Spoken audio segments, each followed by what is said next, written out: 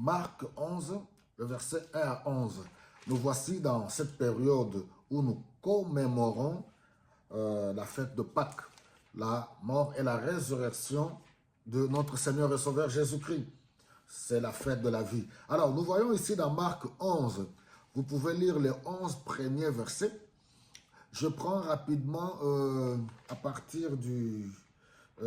voilà, parce que Jésus-Christ va faire sa dernière entrée à Jérusalem. Il sait que voilà, sa mort est proche et imminente pour qu'il puisse accomplir sa mission. On nous dit au verset 1, quand ils approchèrent de Jérusalem près du village de Béphagée et de Béthanie, ils arrivèrent au mont des Oliviers. Jésus envoya 2 de ses disciples aller au village qui est là devant vous. Vous leur direz, dès que vous y serez arrivés, vous trouverez un petit âne attaché sur lequel personne ne s'est encore assis. Détachez-le et amenez-le moi. Et ainsi de suite, vous allez voir que oui, c'est là vraiment, c'est accompli. Alors, maintenant, Jésus-Christ, on nous dit au verset 9, ceux qui marchaient devant Jésus et ceux qui les suivaient criaient.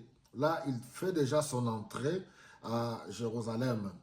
Gloire à Dieu, que Dieu bénisse celui qui vient au nom du Seigneur, que Dieu bénisse le royaume qui vient, le royaume du David, notre Père. Gloire à Dieu dans les cieux.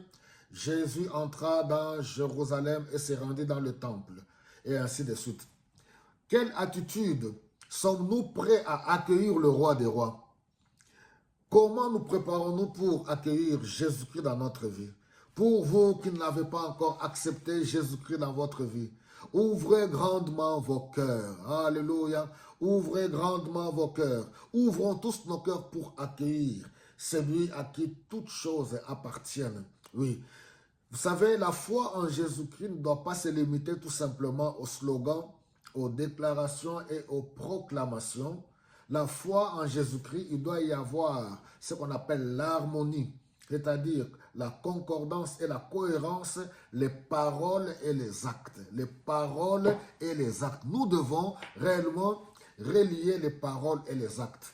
Nous devons, et c'est pour cela que nous voyons même, si vous permettez, dans le psaume 24, à partir du verset 7, on nous dit « Porte, relevez vos linteaux, haussez-vous, portail éternel, pour que le grand roi fasse son entrée. » C'est le Seigneur.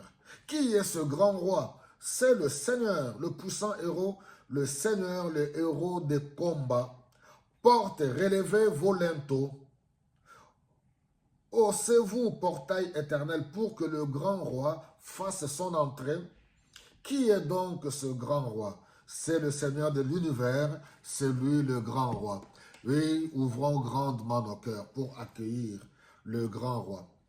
Bon, pourquoi le peuple se réjouissait dans Jérusalem?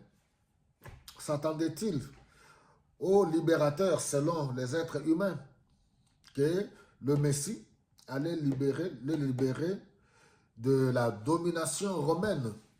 Deux fois, comme je l'ai toujours dit, les pensées de Dieu sont totalement différentes de nos pensées à nous. Le royaume de Dieu est complètement différent du règne de ce monde. Et beaucoup de gens n'ont jamais compris la mission de Jésus-Christ. Jésus-Christ est venu nous libérer de la captivité du péché, de la mort éternelle. Jésus est venu accomplir, c'est pour cela que quand on l'a arrêté, quand Pierre a arraché l'épée pour couper l'oreille d'un soldat, le Seigneur lui a dit non, ce n'est pas comme ça que ça fonctionne dans mon royaume. Penses-tu que mon Père est incapable d'envoyer une armée céleste pour venir intervenir à ma faveur? Jésus prit l'oreille et puis voilà, il guérit le policier, il remettait l'oreille et voilà. C'est pour dire que et il s'attendait que Jésus-Christ allait les libérer de la domination romaine. Jésus-Christ est venu, il est allé à la croix, il a porté le péché de toute l'humanité. C'est la formule de Dieu. C'est les méthodes de Dieu. Librement pour quiconque croit en lui pour la libération du péché et la libération de la mort éternelle. Il est parti, Israël est resté sous domination romaine. Alors aujourd'hui encore, pour les nations qui pensent que Jésus-Christ va venir vous libérer de la domination de quiconque X ou Y, je ne suis pas Dieu, mais je pense que peut-être c'est mal interprété encore les Écritures. Donc, ouvrons nos cœurs pour accueillir le grand roi. Donnons-lui la place qu'il faut, toute la place dans notre vie pour qu'il soit le seul maître.